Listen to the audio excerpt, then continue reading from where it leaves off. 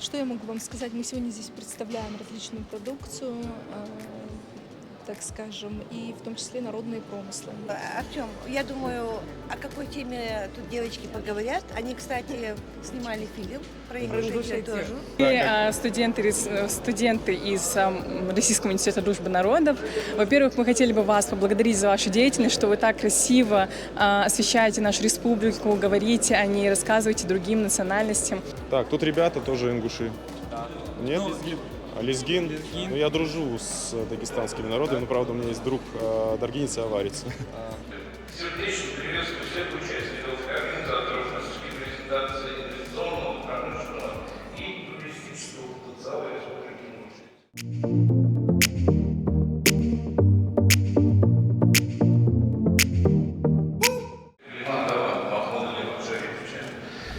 И зачитать это приветствие.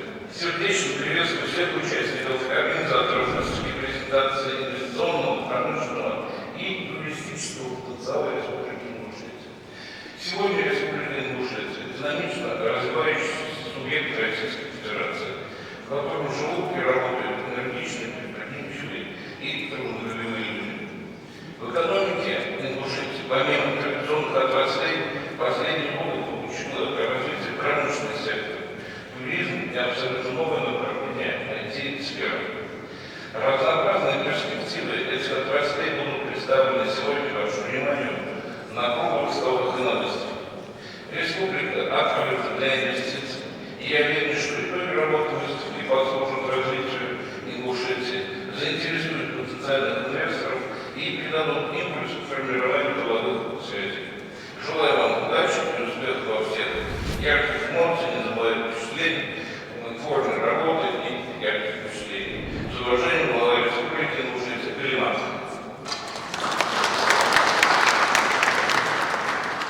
Друзья, я всех приветствую, меня зовут Артем, и как вы уже поняли, 23 мая в Торгово-промышленной палате Российской Федерации в городе Москве по приглашению моих друзей-ингушей я посетил презентацию по развитию экономики и туризма в Ингушетии. Собралось достаточно много людей из мира политики, журналистов и медийных личностей. Единственное, в зале был очень плохой звук, и моя камера еле-еле его воспринимала, не понимая, почему не было направленных мониторов в зал. Ну да ладно. Всем гостям презентации рассказали про планы развития Ингушетии. В программу презентации к юбилею ингушской государственности показали обзор экономического развития региона и его инвестиционного климата. Продемонстрировали успешные проекты компании и промышленных достижений республики, интерактивные стенды и выставки, иллюстрирующие туристические маршруты и культурное наследие. И прямо сейчас я покажу вам подробности презентации, но сначала с вас подписка и лайк в поддержку. Не забывайте про колокольчик, который напомнит вам, если на моем канале выйдет новое видео. И делитесь своим мнением у меня здесь внизу в комментариях. Республика, которая сегодня отмечала, понимаете, выгодное географическое положение именно на Северном Кавказе, она находится в центре, справа и слева наши соседи, и многие вещи происходят именно централизация в нашем республике. Мы имеем хороший транспортно-логистический потенциал, у нас существует аэропорт, который получил статус международного. Мы сейчас проводим железнодорожную ветку, которая была разрушена и соединенными с РЖД России и Чеченской Республикой, и нами восстановим эту ветку от станции Слепцовская до Грозного. Значит, у нас существует очень мощный, единственный на Северном Кавказе, государственный таможенный склад, временно хранения грузов. Справочно цена хранения за одну тонну грузов 200 рублей в город Карабулак. Как уже отмечалось в докладе Русского товарища, индекс промышленного производства составил 117%. Это первое место по СКФО и четвертое по Российской Федерации. Данные темпы сохраняются в текущем году. Так, по итогам первого квартала 2024 года индекс промышленного производства составил 13%. Объем обслуживаемых товаров собственного производства выполненных работ и услуг составил 4 миллиарда 186% по отношению к аналогичному периоду прошлого года. Как вы уже убедились, в зале был действительно очень плохой звук. Поэтому я принял решение переместиться, пока нет людей, в основной зал презентации. Ну что, друзья, пришел я на презентацию Ингушетии здесь, в Торгово-промышленной палате Российской Федерации. И меня сразу встречает на входе вот такой красивый стенд. Потому что в июле этого года Республика Ингушетия будет отмечать свое столетие государственности. И здесь вот есть стенды, про которые я вам сейчас расскажу. Вот первый стенд, который, в принципе, и касается моей блогерской деятельности, стенд туризма. Здравствуйте. Здесь представлен курорт Арамхи, на котором я очень часто бываю и буквально вот недавно вернулся. Сейчас представитель этого стенда находится в зале, а я решил выйти и поснимать немножечко, пока людей здесь нет. Арамхи – один из лучших курортов Северного Кавказа, так чтобы вы знали, там большой комплекс. И как раз-таки он находится в колыбели всех ингушей в горной части республики. Так, следующий стенд называется «Народные промыслы». То есть это уже про культуру ингушей. Вот вижу книгу «Из тьмы веков». Кстати, если вы хотите узнать про Республику Ингушетию, да, про ее историю, про то, как раньше ингуши жили в труднодоступных местах, в своих величественных башнях, прочитайте эту замечательную книгу Базоркина «Из тьмы веков». Знаменитый пояс, да, вот, девушки носили 90-60-90. Если, кстати, эти детали убирались, вот эта вот часть, насколько мне известно, если талия была еще намного уже. И каждая уважающая себя ингушка была стройной. Ну и, в принципе, мужчины тоже должны были быть стройными, потому что им нужно было разжигать сигнальные огни на башнях. Да? Не то, что сейчас многие себя запустили. У меня, кстати, вот Батыра Мальсаговой есть такая книга «В стране башен». Вот.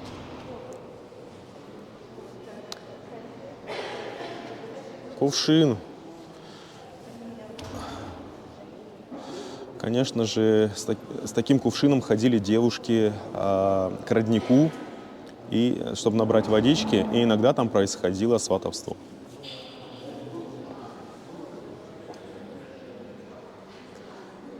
Пойдемте в культурный код.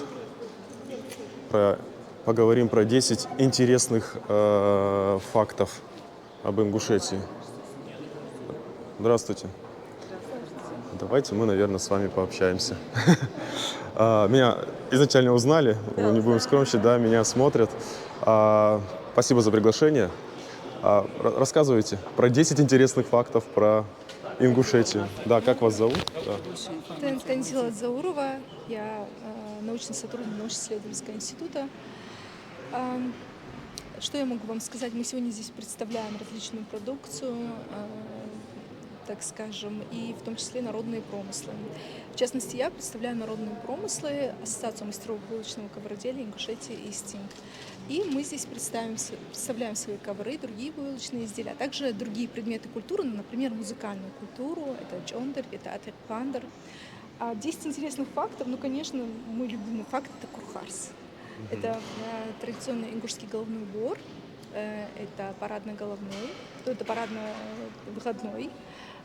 И эти образцы были найдены в склепах, их много было найдено за весь период археологических раскопок, начала, 20-го столетия около 80 образцов, и вот в 21 веке, в позапрошлом году, было обнаружено еще около 10, и, в общем, он является отличительной чертой, отличительным элементом, аксессуаром или головным убором, так скажем, ингушских женщин. Даже вот в такой общной, в культурной кавказской общности, несмотря на очень много одинаковых элементов в одежде, в образе, в оружии, в каких-то других частях, курхарс является отличительной особенностью. У меня вопрос. Просто я сейчас до вас рассказывал про пояс на женском ингушском платье. Можно подойти. Вот 3 красивых платья. Расскажите, пожалуйста, вы вот в деталях, правда, что раньше у ингушек, у девушек, у женщин была фигура 90-60-90? Я думаю, даже тоньше была талия, потому что тонкая талия у мужчин и у женщин культивировалась. И считалось, что если лежать на боку, кошка должна спокойно пройти на 4 лапах. Ого. Да, через как бы вот это вот получается, да, отверстие, которое между талией и между поверхностью. На самом деле пояс, он имел сакральное значение, он был разного вида, конечно, в разный период. Он был и матерчатый, и с нашитыми золотыми серебряными бляшками, также были медные бляшки, медный тоже очень был такой металл благородный считался. И на самом деле пояс имел сакральное значение, потому что, например, мужчины его развязывали только в том случае, то есть снимали пояс, снимали свой ремень, только в том случае, если слагали в себя полномочия воина, человека, который готов держать оружие. То есть его складывали вместе с оружием. С этого момента, когда он снимал с себя пояс, это могло быть 65 лет, 70 лет, в зависимости от того, когда он решил перейти на такую ступень старейшины. От воина, мужчины зрелых лет до старейшины. И в этот момент он снимал с себя пояс, тем самым говорил: я теперь безоружный, и он становился неприкосновенным. То есть и в военном плане с этого момента девушка снимала свой пояс до рождения первенца. То есть она его носила, потом она его носила, будучи уже молодой невесткой, и вот рождение первенца она его навсегда снимает. Потому что это тоже она как таким образом снимает себя, то есть это тоже сакрально, то есть она становится членом общества, членом этой семьи, цельным с ней, то есть она не отдельно. Пояс как бы это оберег, с одной стороны, он служил оберегом, таким образом она, ее личность, они были скованы, она была сама по себе, а теперь с рождением первенца, когда она родила новому, другому тейпу в семье, в которой она оказалась, ребенка, то есть она уже становится частью этого тейпа, частью этой семьи. В общем, вот такое сакральное значение имел пояс в прошлом. Но когда человек умирал, вместе с ним хоронили его пояс, снова на него надевали, то есть он должен прийти в тот мир иной, тоже такой же полностью. Это граница, это личная граница, как бы получается, и вот с этой границей он должен прийти в мир иной тоже. В общем, вот такой сакральный интересный символ, пояс и у мужчин, и у женщин. А еще я знаю, что вот один из 10 интересных фактов про Ингушетию, что на территории заповедника Эрзи находится один из самых древних храмов. И идет споры, что это не христианский был храм, а вы были язычниками и никакого отношения типа христиане к этому не имели. Но насколько мне известно, там немножечко история переплетена с грузинами. А грузины христиане. А если грузины там присутствовали, значит храм был христианский. Может Споры быть, они... идут потому, что все-таки храм, он был построен в таком виде, в котором мы с вами его сегодня наблюдаем. Это реконструкция 16 века, а строился он еще чуть, как бы раньше, там споры идут с 9 по 11 век, но просто он строился на основании до христианского. То есть там был уже храм. Это место было главной святыней всегда. То есть он, конечно, иначе выглядел. Там уже, соответственно, архитектуре времени построили новый храм под влиянием грузинских миссионеров, под их влиянием архитектуры, то есть архитектурного стиля грузин. Но заказчик, безусловно, был местный, потому что такого барельефа богатого, то есть это оплачено было, что такой богатый барельеф, он больше нигде не встречается, такой барельеф.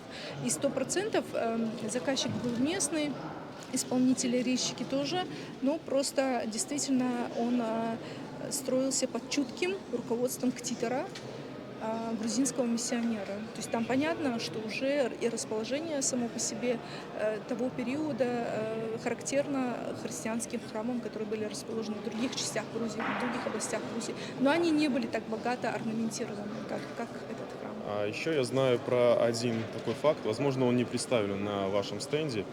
Раньше у ингушей, ваш народ не был един, были ингушские общества.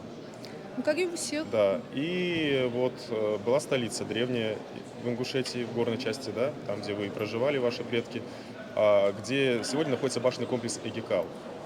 Это вот считается тоже, да, древней столицей. Ну, смотрите, это я недавно только узнал. Мы просто с вами все это измеряем по современным нашим представлениям. Столица, в принципе, в прошлом столица была не нужна. Понимаете, вот был храм, Ну, как да, центр. куда некий. собирались? Вот их, собирались только у культовых памятников. Вот он мог быть такой центральной точкой, куда стекались все для решения общенациональных Совет каких-то старейшин. да, общенациональных проблем. Ну, старейшины мы тоже с вами сегодня представляем, это старики, да, которые Ну, восседают. Нет, старшие считалось. в прошлом это были люди, которым поручалось переговоры, это были такие дипломаты, да, это мог быть молодой человек, это мог быть воин зрелый и так далее. То есть это могла быть делегация целая. Но там решались только общенациональные вопросы по общенациональным проблемам. Но общенациональные проблемы это могла быть общая засуха, это могло быть нашествие врагов, это могло быть, допустим, что там еще могло быть, там установление какой-то единой цены там, на кровную месть там, или откуп, выкуп за невесту и так далее. То есть эти вопросы решались, конечно, всем как бы это говорит о том, что народ был един. Просто в какие-то моменты более-менее такие простые вопросы решались внутри ущелья. То есть это как Шахара, это районы, и там решались какие-то более-менее такие повседневные, злободневные вопросы. Конечно, крупную беду, которая нашла, допустим, на всю область, решали всем народом вместе. Стенд наш вон, если вы хотите, мы пройдем к нашему стенду. Если То, вы что там я не показывал, были. да. А мы давайте тогда по порядку, чтобы я закончил. Вот кулинарное искусство, вы тоже за него отвечаете, да, за стенд? Или, ну, вы можете, в принципе, да, я могу рассказать. просто прокомментировать вам про кулинарное Я-то искусство. просто все знаю. Это уже для моих подписчиков, которые меня уже стали смотреть со всей России. Здравствуйте. Артем, Да, хотят пообщаться. да, взаимно. Юлия Лаврова. Вот, блогер. Артем, да? Артем Да. Плаша, Очень да. приятно. Вот, Артем, я думаю, о какой теме тут девочки поговорят. Они, кстати, снимали фильм про Ингушетию Ингушетию. тоже. Поэтому я надеюсь, вы можете и без камер пообщаться. Да. Я потому что такая... Я такая, так, Ну, так. чуть-чуть вас можно показать, да? Нет, чуть-чуть можно? Я Ингуши должны вас оценить. Ингуши меня видят периодически, да, потому что я Хорошо. выступаю у них Рассказывай на... о Зиновьеве, о этих проектах. Это все интересно. Хорошо. Про Ингушетию Супер. надо рассказать? Да, я просто 5 лет дружу с ингушами и очень Да? хорошо знаю А я республику. уже 10 как О, раз. видите? Ань, возьмешь ссылочку? Так, Ой, ну расскажу тогда про Ингушетию. Я и познакомилась с этим регионом очень необычно. Мы снимали кино патриотическое, художественное. И появилась необходимость придумать какого-то друга хорошего главному герою, который бы ему помог в сложной ситуации. И мне почему-то захотелось именно, чтобы это был друг с Кавказа. друг с Кавказа. Да. И у меня съемочная группа, я продюсер этого фильма, съемочная группа говорит, почему, зачем? Ну, почему друг с Кавказа? Я говорю, чувствую. Это было смешно, конечно. И оказалось, что у нас у одного нашего человека из группы был друг ингуш. Этот друг работал как раз в постпредстве Ингушетии. Они когда услышали про проект, они говорят, а можно наш регион показать? Я говорю, конечно, говорю. Я на самом деле тогда про Ингушетию мало что знала. Я рассматривала там, может быть, там Чечню или Дагестан. И тут Ингушетия. Я говорю, отлично, поедемте. Ну, раз так случилось. И мы снимали там ингушскую свадьбу. У нас там есть старцы. Домашнюю? Да, старцы Супер. поют. И мы вот показываем вот эту вот дружбу классную просто. И вот так началась наша дружба с Ингушетией. Потом мы еще документальный фильм мой снимал режиссер. Как называется? Фильм, вот который художественный «Пусть так будет». Пусть так будет. Да, премьера была в 2015 году в Кремле. И сейчас у нас появилось желание ему немножечко изменить, добавив линию детства главного героя. Ну, так А сказать, как звали главного героя? Никита Морозов. Морозов. Он предприниматель, а его друг изобретатель. И они создают очень сильный проект на во благо там России. А вот так вот мы познакомились с Ингушетией. Супер. Вот. Ну, так сказать, поставьте друзьям Ингушетии лайк.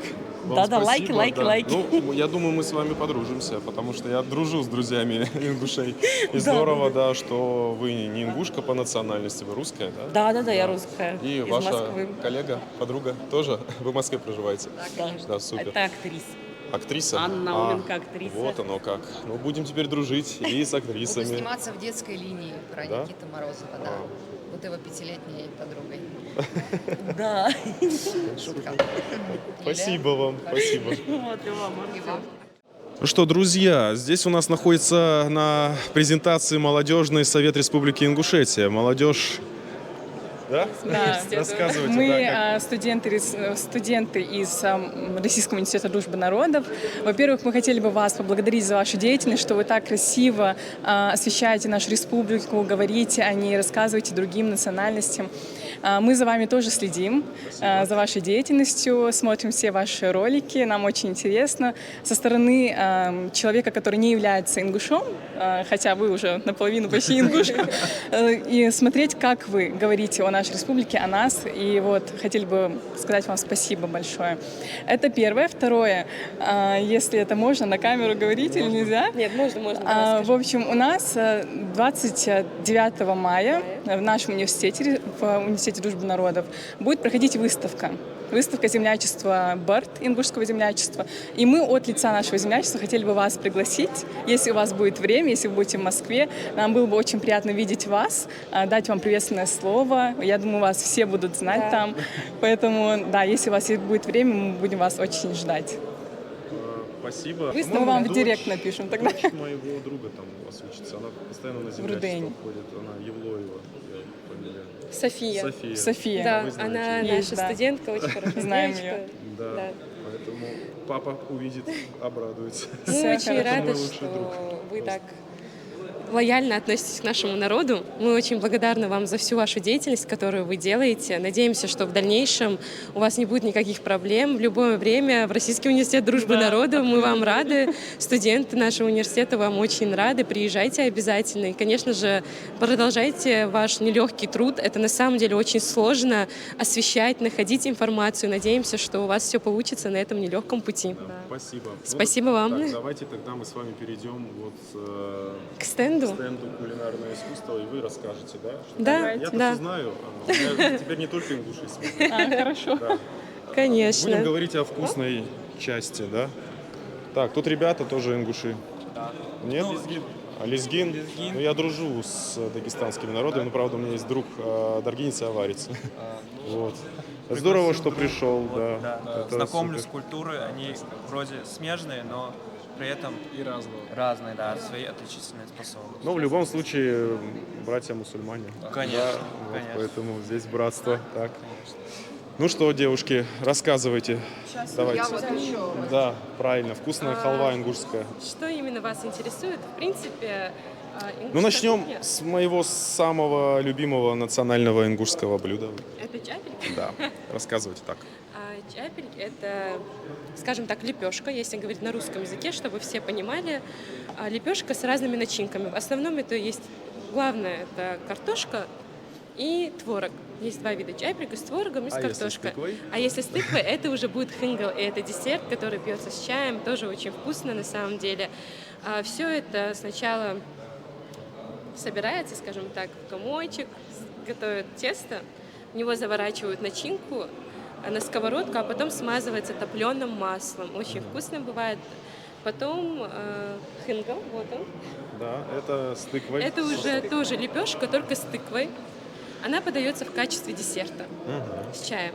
Вот. Так, я вижу, вот это тоже мне нравится. Это как по-русски. Хворост да, на русском, стружность. на ингушском это будет зокаш и хузергиш.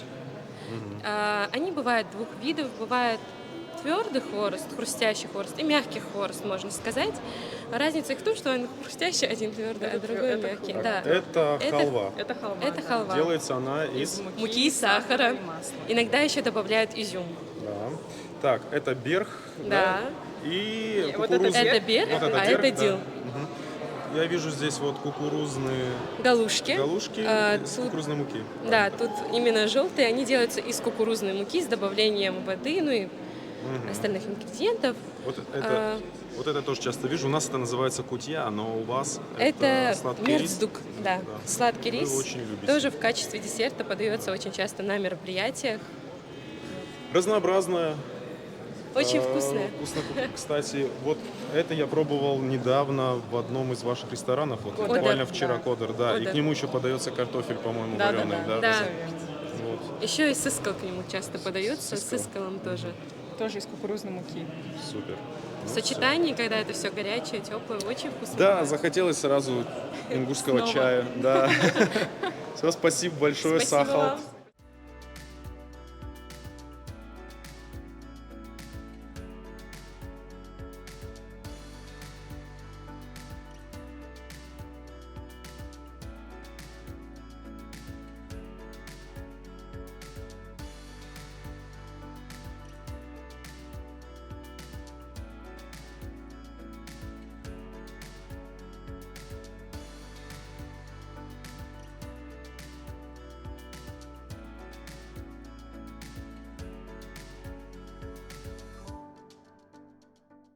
Ну что, друзья, вот такая была презентация Ингушетии здесь, в центре Москвы, в торгово-промышленной палате. Обзавелся новыми полезными знакомствами. Действительно, мне, наверное, нужно почаще посещать подобные выставки. Меня, например, пригласил представитель Абхазии. В Абхазию хотят меня переманить, но я не изменяю Ингушетии. Но в гости, конечно, прилечу, раз пригласили. Мне несложно поснимать Абхазию, Грузию в том числе. Я за дружбу между народами. Классная, замечательная выставка. Мне, правда, понравилось. Не ожидал, что будет столько много народу. Вот. Ингушетии все больше и больше интересуются инвестора, бизнесмены, меценаты. Готовы вкладывать в развитие республики. Это радует. Ну, а как вам?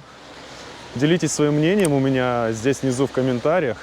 Ну, а прямо сейчас министры Ингушетии, так сказать, и помощники разных депутатов пригласили на обед. Будем вместе обедать. В заведение Сунжа, по-моему, называется, потому что там халяль. Такие дела. Уф, что-то я немножко даже устал. Я, наверное, за сегодня пообщался со столькими людьми, сколько за свою жизнь не пообщался. Даже заговариваться стал. И здесь же вот находится Министерство финансов Российской Федерации. Финансы поют романсы. Все, едем кушать. Я голодный, как ингушский волк.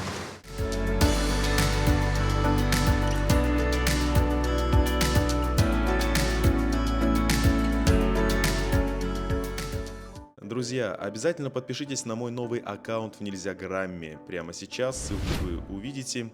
Ну и меня зовут Артем, я с вами не прощаюсь. Самое главное, берегите себя в эти нелегкие времена. Увидимся в следующем выпуске.